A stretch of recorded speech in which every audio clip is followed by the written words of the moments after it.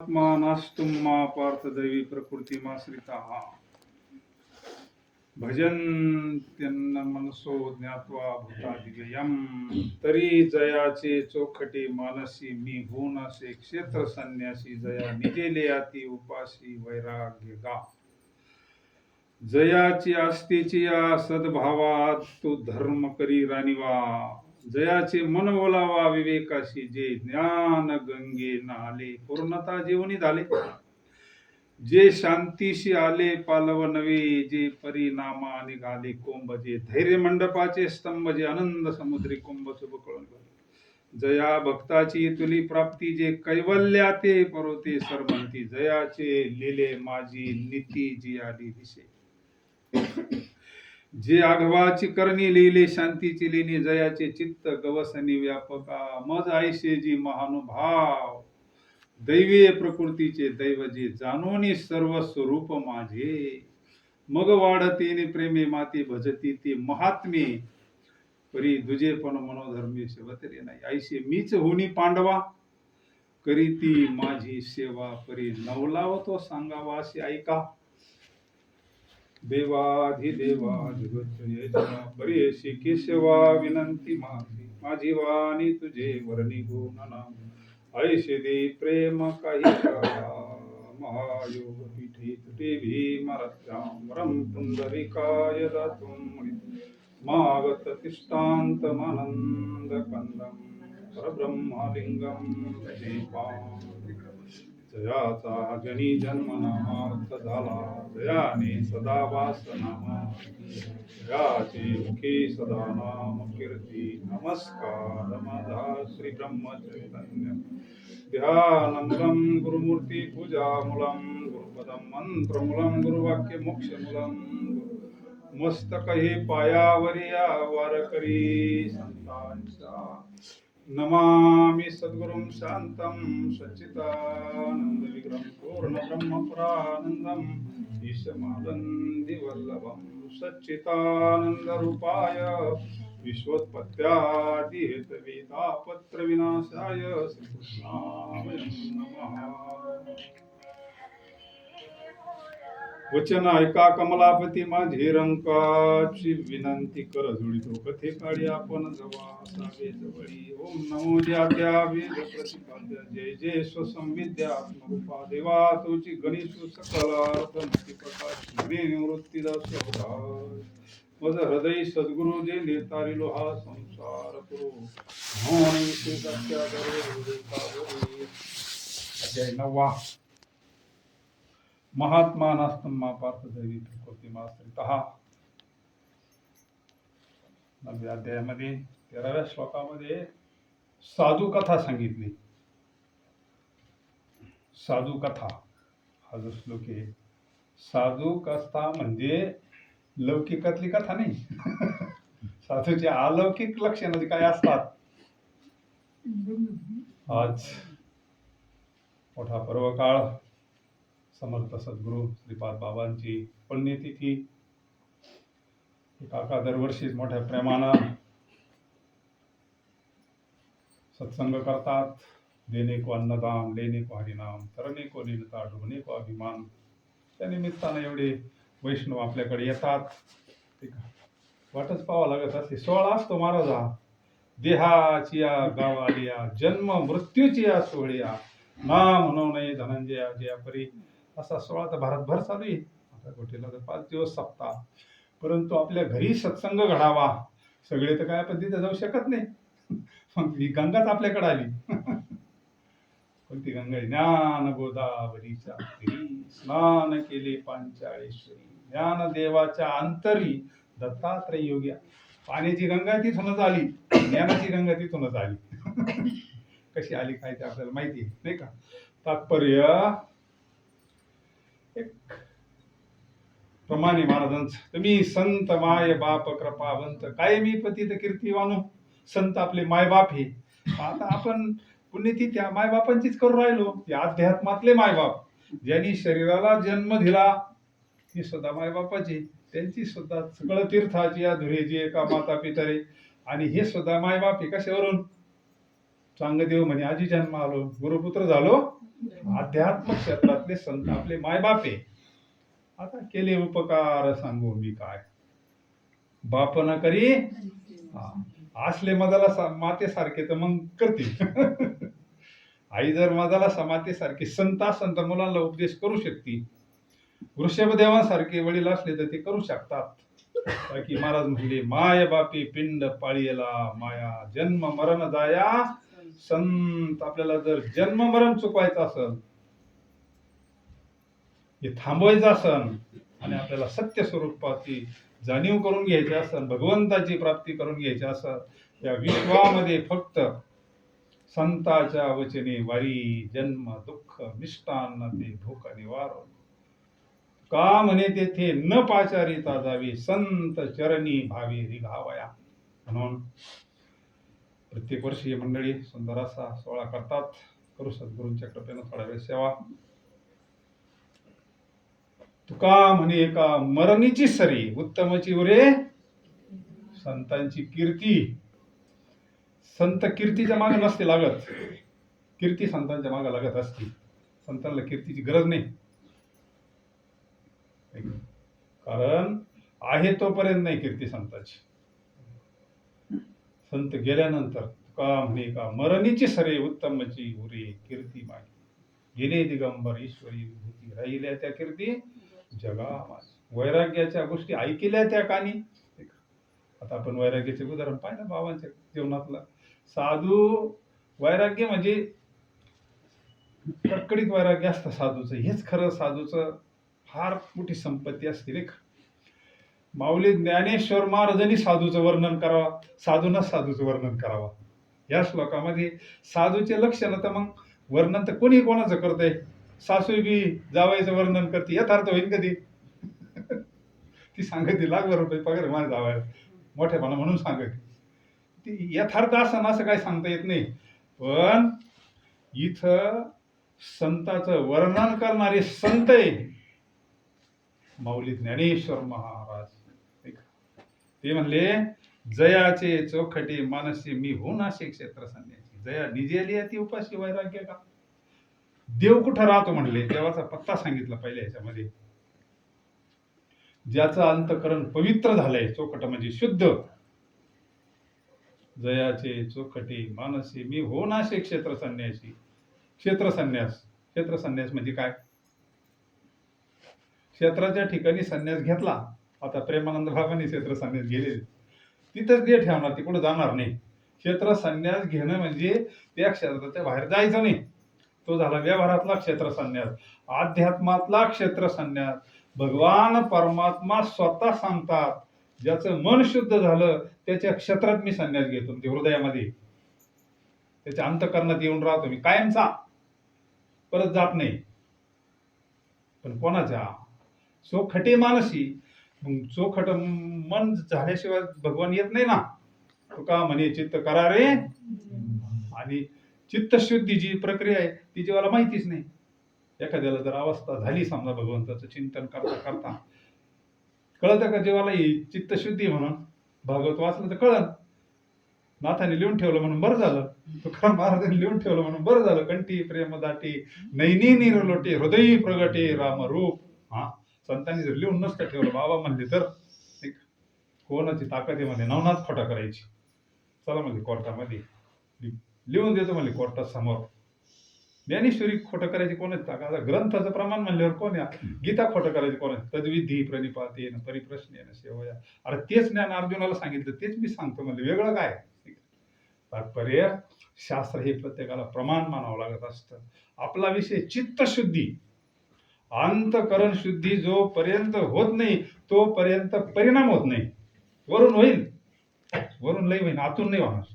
पण ज्यावेळेस अंतकरण शुद्ध होतं, द्रवतं ना, अंतकरण ज्यावेळेस द्रवतं ना, त्या शुद्ध अंतकरणामध्येच प्रेम सुख, प्रेम सुखी, प्रेम सुखी. प्रेमाविना नाही, कोरड्या अंतकरणात काहीच होत नाही. पुण्य होईल त्याचं अंतकरण असतं. जैशी गंगा वाहे त्याशी ज्याचे. मग कशाला अंतकरण शुद्ध होतं? अंतकरण शुद्धी करतायस भरपूर साधना सांगितले ना. निष्काम सेवा सांगितली, निष्काम उपासना सांगितली, निष्काम कर्म सांगितलं, पण आपण सगळं देव करतोय, पण सकाम करतो, त्याच्यामुळे सगळं बॅलन्स नष्ट होऊन जातो आपल्याला. निष्काम भगवंताची सेवा घडली. गोंदवलेकर महाराज म्हणले तर साधू तुमच्याकरता जमिनीतून वर येईन म्हणले. साधू पाहायला कुठं जावं नाही लागत. पुण्य फळले बहुत दिसा, भाग्य उदयाचा झालो सन्मुख तो कैसा, संत चरण पावले. म्हणजे ज्याचं मन शुद्ध झालं, मन शुद्ध कशाला होतं? गुरु वाक्य मना. ज्यावेळेस आपल्याला पवित्र तुळशीची माळ घातली जाती, गुरुमंत्र दिला जातो, त्या गुरु मंत्रामध्ये शक्ती असती.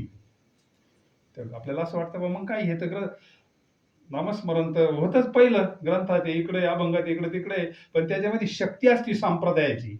हंस ब्रह्मा अत्री दत्त नारायण लक्ष्मण बलभीम सख्यानंद शांतामाई बंडोबाबा हिरोबाबा श्रीपाद बाबा गुरुवर दादन बोललो आपल्याकडे प्रसाद आला.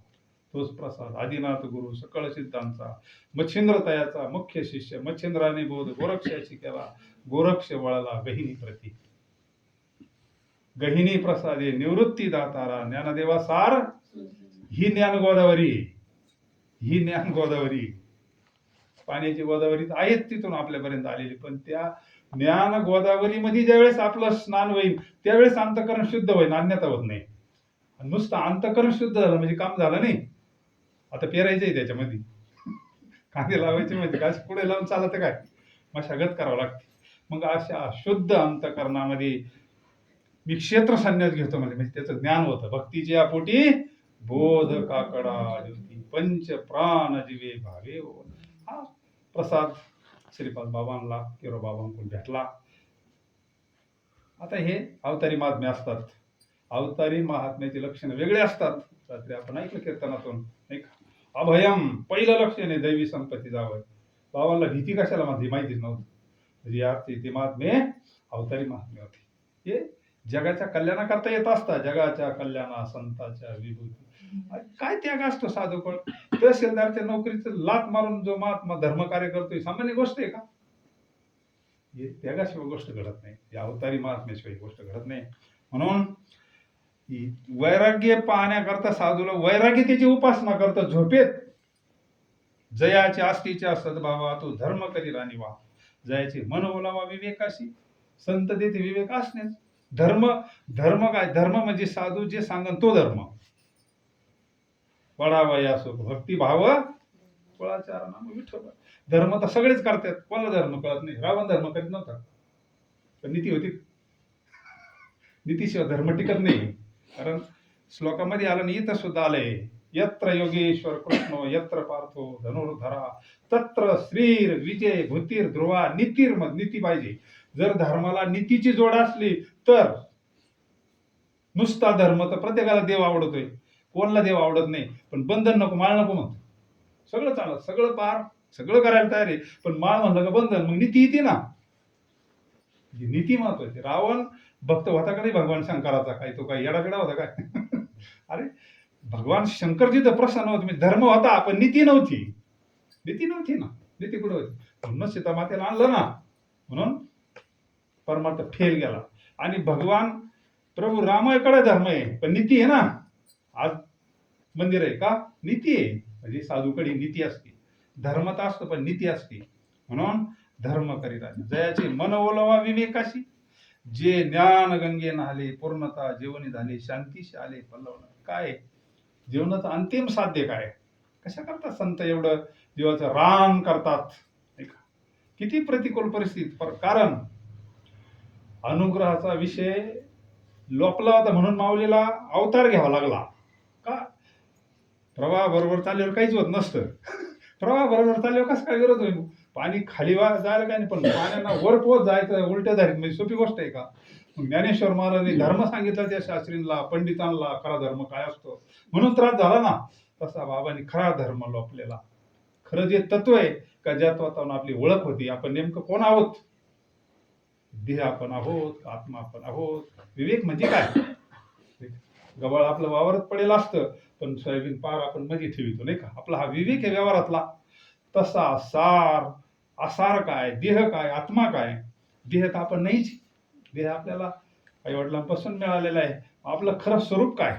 आपल्याला का भीती वाटती, का दुःख वाटतं? अज्ञान. आणि संत त्या ज्ञानानं आपलं अज्ञान दूर करतात. त्याला विवेक म्हणतात.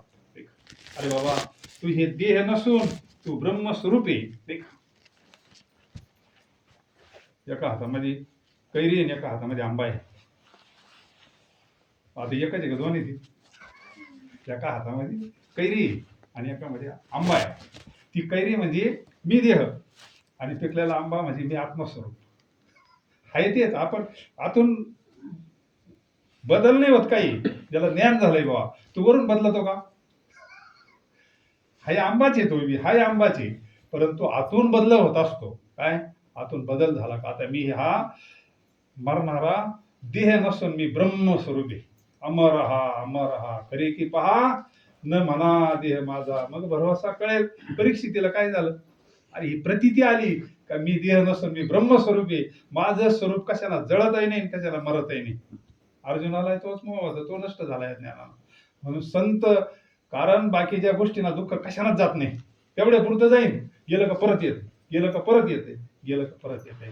कायमचं दुःख जाण्याकरता दुःखाचं कारण कळावं लागतं. नुसत्या कृषींच्या गोळ्या खाऊन काय होतंय? तेवढ्या पुरतं ताप जातो का? कायमचा जातो. आणि जर रक्त तपासून व्यवस्थित ट्रीटमेंट घेतली तर कायमचा जातो. तसं दुःखाचं कारण काय? आत्मस्वरूपाचं अज्ञान. अनुग्रह म्हणजे वेगळं काहीच नाही. स्वस्वरूपाचं ज्ञान ज्यावेळेस आपल्याला होतं, आपण ब्रह्मस्वरूप, आपण शिवस्वरूप आहोत, आपण देवाचे लेकरं आहोत. म्हणतो रोज, पाय जगन्नाथ बाप जगन्नाथ, कृष्ण माझी माता, कृष्ण माझा पिता. किती प्रमाण आहे. पण वास्तवात काय? वास्तवात पुन्हा माझ्यावरच येतो. हे माझं, ते माझं, देह माझा, अमक माझं. पुन्हा रडतो, पुन्हा जन्मतो, पुन्हा कव्हर चालायचे. म्हणून संतांना असं वाटते, थांबावं आता, या जीवाचं दुःख जावं. त्याच्याकरता संत हे जीवाचं रान करून आपल्यापर्यंत ज्ञान पोच करतात. मग विवेक प्राप्त होतो. विवेक प्राप्त झाल्यानंतर काय होतं? शांती प्राप्त होते. शांती तर हा भगवंताचा प्रसाद. शांती परत ये नाही ये रावघेचे दुःख, म्हणून शांती धरा उतराल पाहिजे. म्हणजे मग शांती तर आम्हाला भेटती, पण टिकती का? एखादं जर बोललं, सासू बोलल्यावर टिकती शांती? लगेच काठी ठरतात ना. म्हणजे ही शांती आपली कोणती? तात्पुरती शांती आहे. आपली ही गुणातली शांती आहे. संतांना जी आत्मशांती म्हणतो, नाथांना मिळालेली शांती, माऊलीला भेटलेली शांती, जगद्गुरु तुकोबारायला म्हणजे काट्यानं मारलं. सांगायला ऐकायला बरं वाटतंय, पण शांती कोणती प्राप्त झाली होती त्यांना? ती शांती प्राप्त झाली होती आत्मशांती. ती भगवंताच्या चिंतनानं देहाचा निराश होतो, आणि ती शांती म्हणजे भगवंताचा प्रसाद आहे. ती शांती ज्याला प्राप्त झाली, बाबांना ती शांती प्राप्त झाली. लोक काहीच्या काही म्हणायचे, बाबा कीर्तनात म्हणायचे, मला लोक घोडे लावतात, पण माझी यायची त्यांची का गाठ पडत नाही. काय साधून शांती आहे ना, शांती आहे ना. कारण साधूचं फार वेगळं असतं, नाही का? साधूचं जीवनच वेगळं असतं. साधूची काय, जो खंडावया घाव घाली का लावणी जायने केली. ते माडचे बाबा, नारायण बाबा, तिने 2-3 वेळा त्यांच्यावर मुठीचा प्रयोग केला होता, मुठ मारायची. हे महाडचे नारायण बाबा, ती सगळी विद्या शिकलेली होती. सगळी मुठ मारणं, अमक मारणं, तमक गाय उडवणं, अमक करणं, ही सगळी विद्या होती त्यांच्याकडं. मग काही लोकांनी त्यांना सुपारी दिली होती का ह्या बाबावर तो प्रयोग करायचा श्रीपाद बाबा, कारण ते सडीतोड बोलायची, कीर्तन करा मग असं नाही, कोणी असो डायरेक्ट घोडीत लावायची. कोण खरं सांगत म्हणजे, नाही का? आणि मग त्या नारायण बाबांनी प्रयोग केला, श्रीपाद बाबांवर मूठ मारली, पण बाबांना काही झालं नाही. 17व्या अध्यायामध्ये नावं सांगितलेले, भक्त, सत्पुरुष, पतिव्रता, महात्मे, संन्यासी, या 6-7 जणांवर हे अभिचार शक्ती चालत नाही, आजही नाही चालत. करून पहा म्हणा, कोणाला काही प्रयोग करायचा, फक्त नामस्मरण करायचं, कोणतीही विद्या चालत नाही. बाबांना काहीच नाही झालं. दुसऱ्यांदा प्रयोग केला, काहीच नाही झालं. तिसऱ्यांदा प्रयोग करायचा तर बाबांची त्यांची मुंबईला मुलीच्या तिथं गाठ झाली. बाबा गेले नेमकं तिथं, तिचे वडील तिथे गेले. म्हणजे बाबा इथं कसं काय? म्हणजे माझे सद्गुरू आहे, त्यांच्याकडून मला अनुग्रह भेटलेला. तर आले, म्हणले याच्यावर तुम्ही 2दा प्रयोग केला, म्हणले मूठ मारली, म्हणले बाबाला झालं कसं काय? नाही काही. मग बाबाला काही राग यावा ना, ते म्हणले बाबा अजून एकदा प्रयोग करून पाय. त्याला अनुताप झाला, तिथं लोटांगण घातलं. म्हणले मी वाल्याच्या वर पाप केलं, म्हणले आता माझा उद्धार करा. तापेला होता, लगेच कोऱ्या पाठीवर लगेच पलटीच बसली, लगेच मळ घातले. अनुग्रह त्याला इतकं चिंतन केलं त्याने, कीर्तन नाही केलं, प्रवचन नाही केलं, पण अधिकारी झाले, अधिकार अवस्थेला प्राप्त झाले. आपण सारखे करीती तात्काळ. म्हणजे ती शांती प्राप्त झाली. शांती प्राप्त झाली तर जीवन कृतार्थ होतं महाराज. म्हणून जया भक्तीची येतुली प्राप्तीची कैवल्या ते परसर म्हणती, जयाची लिले माझी नीती जी आली. साधूकडे नीती असती म्हणूनच आचरण असतं. समाज कोणाचं आचरण धरत नाही, समाज कोणाची कीर्ती हे करत नाही. सज्जनाचे माप चारे वारे हाती म्हणले नाही का. कीर्ती ही मोठ्यापणा, कीर्ती हे सहज भेटत नाही कोणाला बी. त्याच्याकरता साधना केलेल्या संतांनी. म्हणून जयाची लिले माझी नीती जी आली दिशे, जे आगवीच करणे लिहिले शांतीची लिहिणे, जयाचे चित्त गवसणे. साधू व्यापक झालेला असतो. आयशे जे महानुभव दैवी प्रकृती जाणून या स्वरूप माझे, मग वाढते माझे भजती जे महात्मे तुझे पण मनोधर्मी. म्हणजे ते वेगळे नाही राहिले, आता ते उघडे परब्रह्म झाला. आयशे मीच होणी करती माझी सेवा नाही का. म्हणजे भगवंत स्वरूपाता प्राप्त होणं म्हणजे वरून काही बदल होतो का. साखरे महाराजांच्या त्या आई साहेबांना मेळ्यावाल्याने प्रश्न अधिकारी होत्या त्या म्हणले, साक्षात्कार झाल्यानंतर व्यवहार बदलतो का म्हणले. ते म्हणले नाही बदलत. अधिकारी होत्या त्या. जरी साक्षात्कार झाला त्याच भाकरी खातो म्हणले, तेच कपडे घालतो, त्याच्यातच राहतो, असाच राहतो. मग त्यांनी सांगितलं काय बदलत, काहीतरी बदलत असेल ना. आता ते लेवलचे पालटे प्रश्न विचारित असतात. पण त्या काय कच्च्या नव्हत्या. ते म्हणजे वरून नाही काय बदलत. नजर बदलती म्हणजे नजर. काय कृष्णांजन एक वेळा डोळा, तिमीर दुःख गेले फिटले भ्रांतीचे पडाळ, श्री गुरु निवृत्ती राये मार्ग दाविला स्वज्वळ, बाप रखुमा देवीवर विठ्ठल दिनाचा दया नाही का. असं आहे. कृष्णांजन म्हणजे जे ज्ञानांजन, त्यालाच आपण ज्ञान म्हणतो, उपदेश म्हणतो, दीक्षा म्हणतो. हेच बाबांनी लहानपणी त्यांना अनुग्रह होता तसा. नाथपंथींचा पण विनियोग नव्हता, मार्गदर्शन नव्हतं. आणि मग योगायोगाना बाबांची गाठ पडली. संप्रदायपूर्वक भगवान दत्तात्रेयांचा प्रसाद मिळाला, साधना झाली, पुढे नोकरीला लागली. जसं बाबांचं गाव खेडी खरडा कळवण तालुक्यामध्ये. नोकरीच्या निमित्तानं घोटीला आले. तिथे काही काळ नोकरी केली. नंतर त्यांना ते भ्रष्टाचार वगैरे काय देखो तिने राजीनामा दिला. मग त्याने असं ठरवलं का आता हा प्रसाद आपण आलो कशा करता. समाज तर काय ऐकून घ्यायला तयार नाही.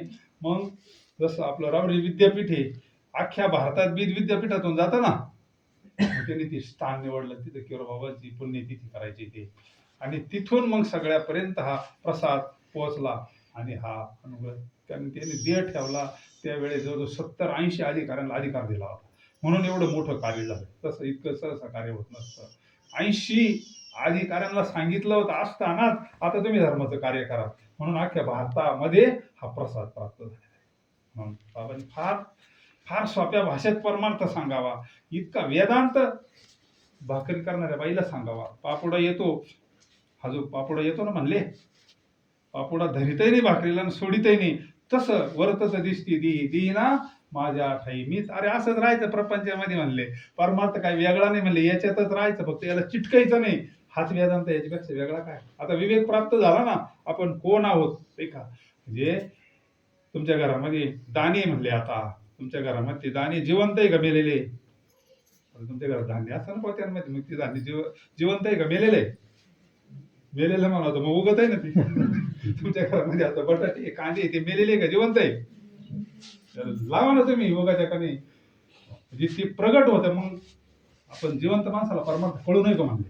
आपण तर चालते बोलते माणसं, आपल्याला देव कळू नये का. अरे प्रत्येकाच्या हृदयात देव आहे, पण रीत माहिती नाही ना. मंथोनी नवनीता तैसे घे पाया व्यर्थ कथा. मंथनाची रीत कोणाला माहिती ना. काही लोकांचं अनुग्रह आहे पण चिंतनच नाही. मंथन जोपर्यंत होत नाही तोपर्यंत लोणी बाहेर निघाल का. लोणी एकदा बाहेर निघाल्यानंतर ती लोणी परत त्याच्यात मिसळत का. तूप, गावरान तूप बाजूला काढायचं, एकदम प्रक्रिया करून ओरिजिनल, आणि त्या दुधामध्ये परत मिक्स करायचं. होतं ना मिक्स. हा म्हणते ते. हा तसं आपण एकदा ह्या प्रकृतीपासून वेगळं निघालो का मी ब्रह्मस्वरूपी. मग आता मृत्यूची भीती आहे का आपल्याला. जगा काळ काय आम्ही माथा मरण माझे मरून गेले मज केले अमर. अमर केलं म्हणजे स्वरूपानं अमर झालो. आता ते गोपीचंदाची आई काय म्हणत होती, मैनावतीच ना. काय तयारी असेल त्या माऊलीची. अरे तिनं सांगितलं गोपीचंदा माझ्या गुरुनं मला अमर केलंय म्हणले. अमर केलं म्हणले त्या जालिंदर गुरुच्या बोला राज्य सोडून आपण नाही ऐकलं त्या नाही ऐकलं त्या नाही का? तात्पर्य बाबांनी हे ज्ञान वास्तवात अनुभूती आणून दिली प्रत्येकाला अनुभूती आणून दिली. साक्षात्कार म्हणजे काय, भगवंताचं दर्शन म्हणजे नेमकं काय, भगवंताचं स्वरूप म्हणजे काय. भगवंताचं दोन स्वरूप आहे, एक सगुण स्वरूप आहे आणि निर्गुण स्वरूप आहे. आपल्याला असं वाटतं देवाचं दर्शन व्हावं, पण देवाचं दर्शन आपल्याला पावन का? तुलसीदासांना दर्शन करून दिलं. तुलसीदास महाराजांना लय, हनुमंतरायांना लयच त्यांनी हे केलं, आग्रह धरला, मला हट्ट, मला रामाचं दर्शन पाहिजे. राम समोर आले आणि हे बेशुद्ध पडले, 3 प्रहर त्या घाटावर पडलेले होते बेशुद्ध अवस्थेमध्ये. पावलं त्यांना रामाचं दर्शन. तुलसीदास अवतारी महात्मे आपल्याला पावल का? मंदोलेकर महाराज म्हणले, तुम्ही देव पाहायला निघाले, देव पाहायला निघाले तुम्ही, आणि चालता बोलता सद्गुरू तुम्हाला देव वाटाना. अरे काय परमार्थ करतोय म्हणले आपण, शास्त्र सांगते उघडी परब्रह्म सद्गुरूची मूर्ती बरोबर. अरे तेच कमी व्होल्टेज करून तुमच्यापर्यंत आलंय, तेच कमी पॉवर ना. माझ्या विठोबाचा कैसा काय निष्ठा असन जगद्गुरु तुकोबारायांची. ते म्हणत नाही माझा सद्गुरू आणि पांडुरंग वेगळा आहे, वेगळं वाटतोय का त्यांना? बाबाजीने स्वप्नी येऊन अनुग्रह दिला, पांडुरंगे सत्य केला अनुग्रह, म्हणजे तो पांडुरंग परमात्माच माझ्या जीवनात आलाय. कारण तशी व्यवस्था शास्त्रामध्ये नाही, संताविना प्राप्ती, संताशिवाय नाही. हे स्वरूपाचं ज्ञान डायरेक्ट भगवान परमात्मा येऊन देत नाही. आणि मग दिलं फक्त दोघांनाच, देवानं दिलं पण दोघांनाच दिलं. हा फरक आहे संतांच्या अवतारात आणि देवाच्या अवतारात. दोघांना दिलं फक्त अर्जुनाला आणि पण माऊली ना सगळ्यांना देऊन टाकले. हा फरक आहे संतांमध्ये आणि देवामध्ये. माझ्या विठोबाचा कैसा प्रेम भाव, आपणची देव प्रिय देह भाव, पुरवी वासना अंती त्यापना, मागे पुढे उभा राहे सांभाळी, आले आघात निवारा. म्हणून संत बीज पलटे नाही, जुग गए अनंत, हर युग में अवतार धरे फिर संत. संत कुठं जातच नसतात. पहिलीच होई ना माझं हृदय सद्गुरू. जर आपल्या हृदयात सद्गुरू आहे, मग हृदयातला सद्गुरू कुठं जाईल? अरे कर्म पाहू नका कोणाचं, बाबा म्हणायचे काय काय खाली पाहू नका तुम्ही, पण दूध किती चांगलं देते हे पहा. आपण कर्म पाहतो साधूच. आता हे झालं ना, समुद्र नदी नव्हे पैगा, समुद्र नदी नसते म्हणले, पाषाण म्हणू नये लिंगा, संत नवती जगा मानसाच्या सारखी. नाही आपल्याला दिसते 3.5 हाताचं, तसं मस्त महाराज तो आतून बदललेला असतो. उंट जसं कौट खातो ना, उंट सगट गिळतो कौट, दुसऱ्या दिवशी पाहिजे ते कौट फोडून, सापडलं कोणाला. दुसऱ्या दिवशी शेणा वाटत ते कौट बाहेर येतं, ते कौट फोडायचं आणि पाहायचं. आतून मोकळं झालेलं असतं ते, वरून एकदम व्यवस्थित असतं, आतून मोकळं.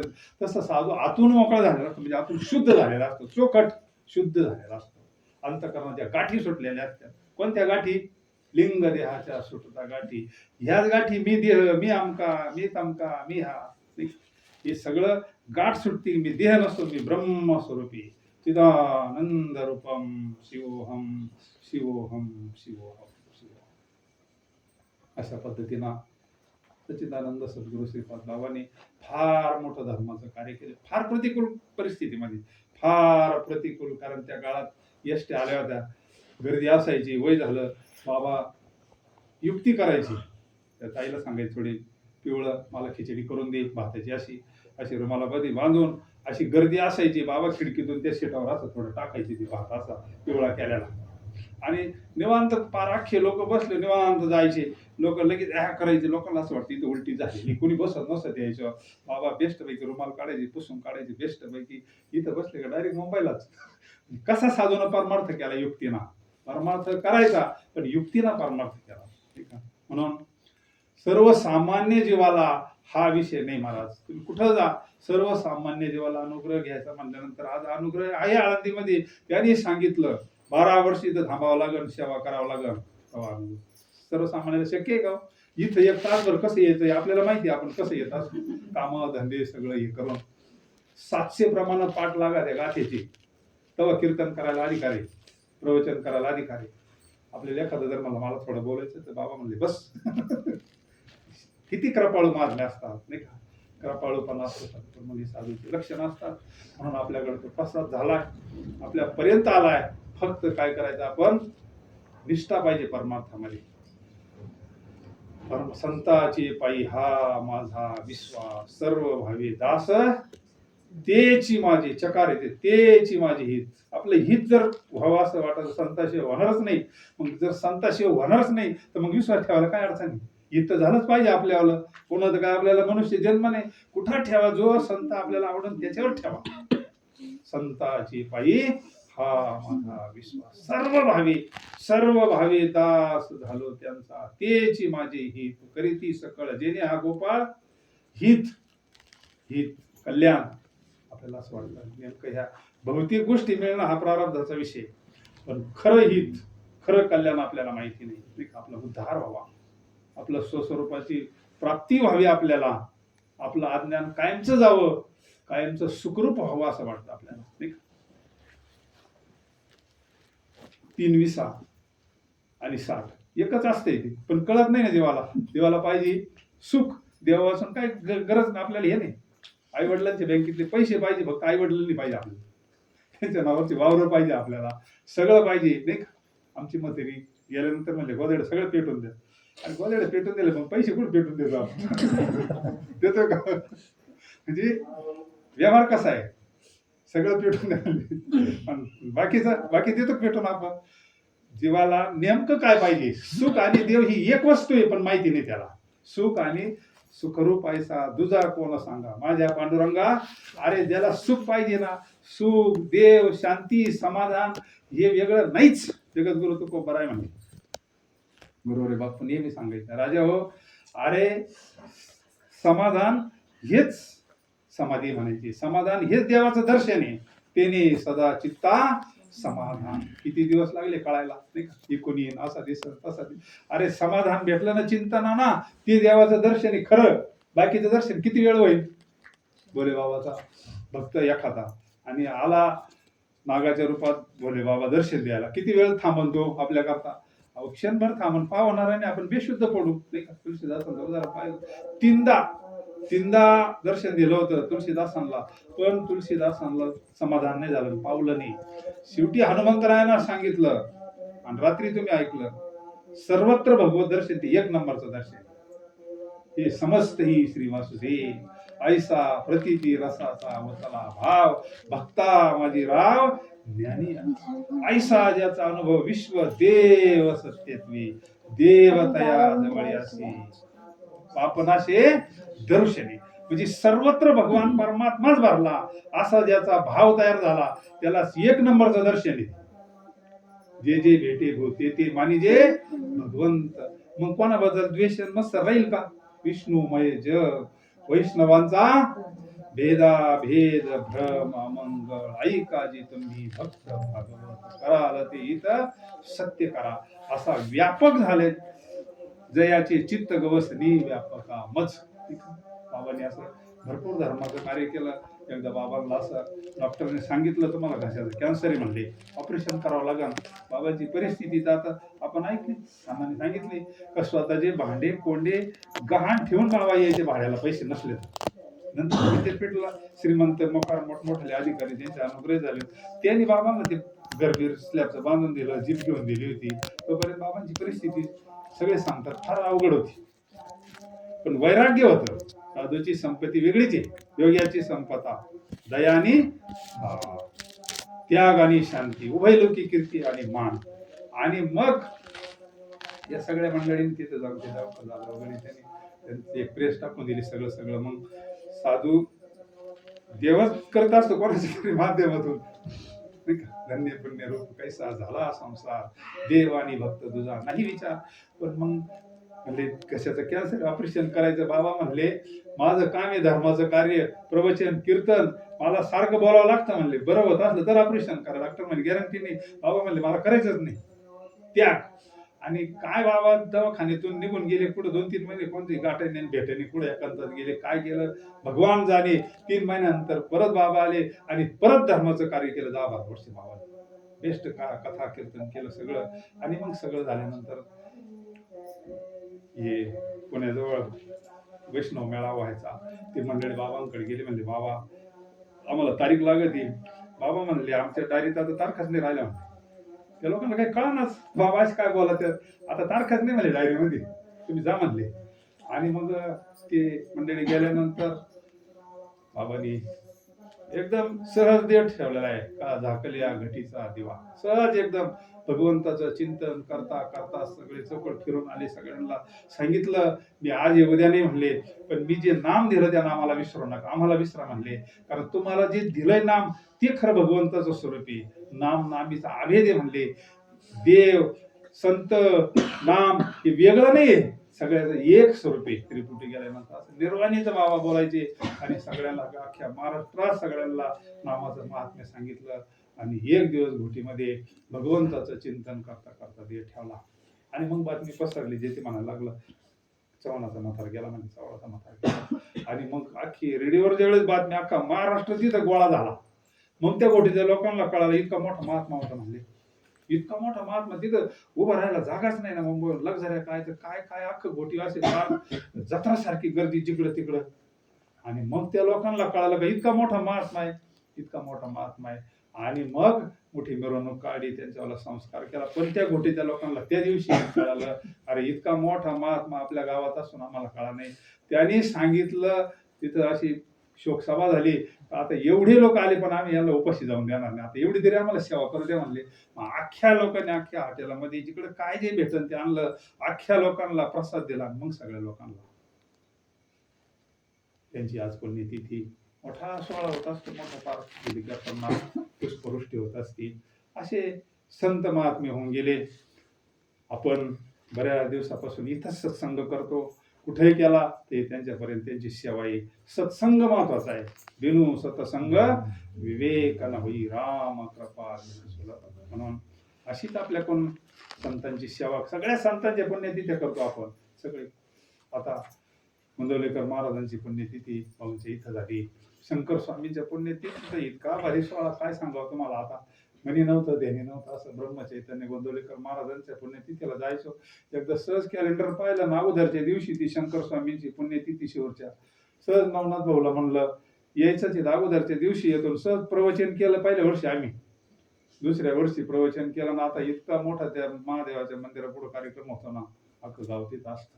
म्हणजे काय साधूचं प्रारंभ असतं, मरणोत्तर नाही सोहळा असतो. म्हणून सगळ्या संतांचे, कारण संतांचा सोहळा केला तर संत आपला सोहळा करीन ना. आपल्याला सुद्धा आपला सुद्धा करतोय महाराज सोहळा, की आम्ही प्रत्यक्ष पाहिलेलं आहे. त्या संगमनेरच्या आधी तर तुम्ही सगळ्यांनीच पाहिलेले आहेत ना, काल्याचे कीर्तन नाचत. त्याने अगोदरच सांगितलं होतं, अगोदरच जायच्या अगोदर त्या काकडे जायला अगोदरच सांगितलं होतं. मी गेल्यानंतर मला सोहळा करा म्हणले. अशा पताका सगळी भजनी सगळं असं असं झालं पाहिजे. असं जसं साधूचा सोहळा होतो ना, करावा लागला तसा सोहळा देवाला करावं लागत असतं नाही का. म्हणून देहाची गावा आलिया जन्म मृत्यूची सोहळा मला खरंच जीवन कृतार्थ होतं बरं का. हा सांगायचा विषय नाही, अहंकाराचा विषय नाही, बोलायचा विषय नाही. परमार्थामध्ये मौनच असतं. पण महाराज म्हणले कृत्य झालो, इच्छा केली. जर आपण यथार्थ संतांवर विश्वास ठेवला ना, तुम्ही देवावर नका विश्वास ठेवू, फक्त नामावर विश्वास ठेवा. त्याचं चिंतन करा. अंतकरण इतकं शुद्ध होऊन जाईल ना, आनंद पाहायला पुढे जायचं नाही. आतूनच येत असतो तो सुख घडोघडी, आतून सुखाच्या प्रेमाच्या लाटा येतील महाराज. आणि यथार्थ स्वरूपाचं ज्ञान होऊन जाईल. जीवनातली चिंता ते पळाली गोकुळा, वारली म्हणले महाराज, मिली म्हणले. अवघी चिंता संत दर्शनी. जीवनातली चिंता जाती, भीती जाती, काळजी जाती, सगळ्या दैवी संपत्ती देऊन टाकतो देव. सगळ्या जेवढ्या देवाकडे काय ऐका, यश श्री अवतार ज्ञान वैराग्य ऐश्वर हे गुणवरी, ते मेन गुणवरी. पण ज्ञानेश्वरी संपत्ती सांगितलं ना, अभयम संशुद्धी ज्ञान, या सगळ्याच्या सगळ्या संपत्ती त्या महात्म्याला प्राप्त होत असतात. जीवन असं कृतार्थ होऊन जातं नाही का. तो गाडी यायच्या अगोदर तयारी असतो, त्याची सगळी तयारी असतो, तो गाडीची वाट पाहत असतो. आणि हे तर खरं जीवनातलं कर्तव्य. आता काय राहिलं, तू का म्हणे उरलो तयारी. देह ठेवायची ज्याची तयारी आहे, गाडी यायच्या अगोदर गाडी आल्यावर कायच आवरत आहे मग नाही का. वासना जर शिल्लक राहिल्या ना, मग ते तशा शिल्लक राहते, तसंच जावं लागतं महाराज. बीज भाजून केली लाई आमा, शेवट तो भला माझा बहु गोड झाला, आलो निजाच्या काय करायचं असं नाही वाटलं नाही पाहिजे. हा. राहिलंय, काय करायचं काहीच नाही राहिलं पाहिजे, वाटायचं काही कारणच नाही ना.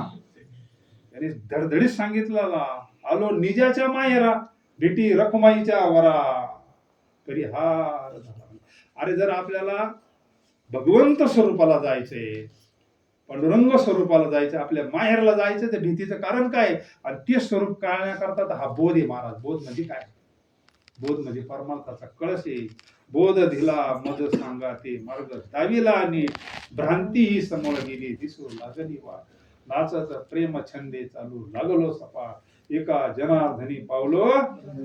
बोध म्हणजे आपला नवा जन्म आहे. बरं, एकदा बोध प्राप्त झाला ना, याला माझं नाही म्हणायचं, मग देवाला माझं म्हणायचं. हे आपल्या पाहुण्यासारखं राहायचं याच्यामध्ये, त्याच्यामध्ये पाहुण्यासारखं राहायचं.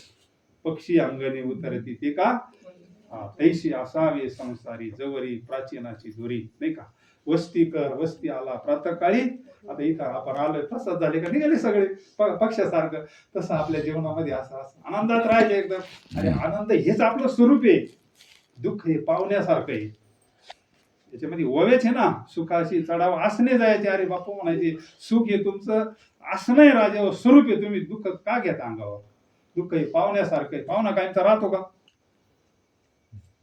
प्रीतीचा पाहुणा झाला म्हणून काय, सद्गुरु स्वायबा झाला म्हणून काय, कायमचा नसतो राहत. पाहुणा हा जावाच वाटत असतो, पण स्वतःचा मुलगा कसाही असला तर रावाच वाटतो का?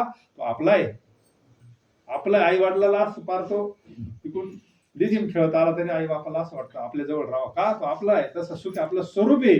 दुःख हे पाहुण्यासारखं येतं जात असतं, ते कायमचं नसतं. सुख आपलं स्वरूप आहे. नवे नवे भगवंतांना तोच खरा आपल्याला प्रसाद दिलेला आहे. ममाय वंशी जीवलोके जीव होता, असं म्हणून त्या बोधावर राहायचं. मी भगवंत स्वरूपी, मी शिव स्वरूपी, देवाचं माझं नातं आहे. ऐशी लागी लगन मीरा. आता मीराबाईचं उदाहरण ऐकला. मीराबाईने सांगितलं, उठाय बाबा लग्न करायचंय, तू काय करतो? त्यांना सांगितलं माझं लग्न झालंय म्हणले. देवाशी लग्न लावून दिलं, तूच माझी गुरु माऊली म्हणले. आता कोण संग लग्न करायचं? आता देह भावच नष्ट झाला ना, देह बुद्धीच नष्ट झाली, देह भाव हरपला तुझं पाहता विठ्ठला. आता तू माझी आई आहे, गुरु माऊली आहे, हा भाव तयार होत असतो. हे खरं लग्न आहे.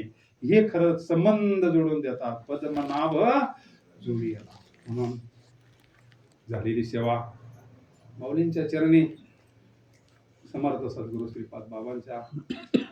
आता पूर्वी दादा यायचे मोटरसायकलवर, तिथं मुक्कामी यायचे आणि आम्हाला म्हणायचे, चला आमच्या वडिलांची पुण्यतिथी आहे. काय तर साधूची भाषा कळत त्यावेळेस. आणि मग आम्ही जायचो त्यांच्या बरोबर, तिथे एक मुक्काम करायचो, परत यायचो. ते पुन्हा इथं मुक्काम करायचे. बेस्टपैकी सत्संग व्हायचा. पुढे त्याने देह ठेवला, त्यांची पुण्यतिथी व्हायला लागली, त्याने देह ठेवला. त्याच्यानंतर एकदाच फक्त गोटीला गेलो, त्याच्यानंतर मग इथं कार्यक्रम सुरू झाला. तोच सत्संग, तोच आनंद, तोच समाधान, सगळं इथं तृप्त होत आहे. एवढे वैष्णव मंडळी येतात, सुंदर असा प्रसाद होतो, सत्संग होतो. सत्संग सोडून नामधारकाला दुसरा पर्व काळच नाही. हेच त्याचं तीर्थ, हेच ती तीर्थयात्रा, हेच सगळं. म्हणून संताचे संगती मनो मार्ग गती, आकळावा श्रीपती जगद्गुरु तुकोबारांचे प्रमाणे ऐका तेवढं शेवट. जगद्गुरु तुकोबाराय म्हणतात, आता आपण पारायणामध्ये अनुभवलंय प्रत्येकानं, ते निदान तासभर तरी कोणातरी अनुभवलं असं. ज्यांनी पूर्ण अनुभवलं ते तर दैवाचीच. आता जे गाथेचं पारायण झालं ना महाराज, पुन्हा आयुष्यात नाही असं होत. काय काय गाथा म्हणजे काय, काय करून ठेवलं या संतांनी. 7 दिवसाचा जरी झाला उपवासी तरी कीर्तनाची सोडू नये म्हणजे. काय असेल त्या कीर्तनामध्ये? अरे कीर्तन चांग होय अंग हरी रूप, तरी कीर्तनाची नि नटनाची नशिले व्यवसाय प्रायचे, जेथ नामाची नाही पापाची आयशे केले, यमदमा अवकळा आणि तीर्थे ठायावरून उठली. अरे तेच तीर्थ आहे. कथा त्रिवेणी संग, देव भक्त आणि नाम. आता हा त्रिवेणी संगम स्नान आहे आपल्यावर. त्याच्यापेक्षा काय, इथं जी शुद्धता आहे ना, ती वरून शुद्धता होईल. तीर्थात गेल्यावर फक्त वरचं पाप जाईल, पण आतलं पाप, मन संकल्पाची पापे न जाती तीर्थाची आपाप. आणि स्वरूपाचा बोध आपल्याला संताशिवाय होत नाही. म्हणून या संतांची फार उपकार. काय सांगू आता, मज निरंतर जागृती काय द्यावी त्याशी त्यांना कशाची गरज नाही, त्याला काही लागतच नाही, त्यांना लागतो फक्त आपला जीव द्यावा लागतो. ना त्यावेळेस स्वामीकडे गेले म्हणले, अरे तू आला कशा करता, काय नाव तुझ्या आलं, तेच तर माहिती नाही म्हणले मला. गोंदवलेकर महाराज तू कामाईकडे गेले रे, जीवच घेतो म्हणले, तो आला. ते म्हणले जीवच द्यायला आलं ना म्हणले. अरे जीवदशा गेली तो जीवाची परी तू घे महेशाची. अरे जीवदशा गेली का आपण शिवच आहोत, फक्त गंज आलाय आपल्याला, एकदा तापवलं ना सोनं येते, 100 नंबरी सोनं म्हणले नाही का. म्हणून सत्संगामध्ये तापवलं जाते ते, म्हणून सत्संग कधी चुकवायचा नाही. मला झालेली सेवा माऊलींच्या चरणी, समर्थ सद्गुरु श्रीपाद बाबांच्या चरणी, दादांच्या चरणी समर्पित. कुंडलिका वरदारी.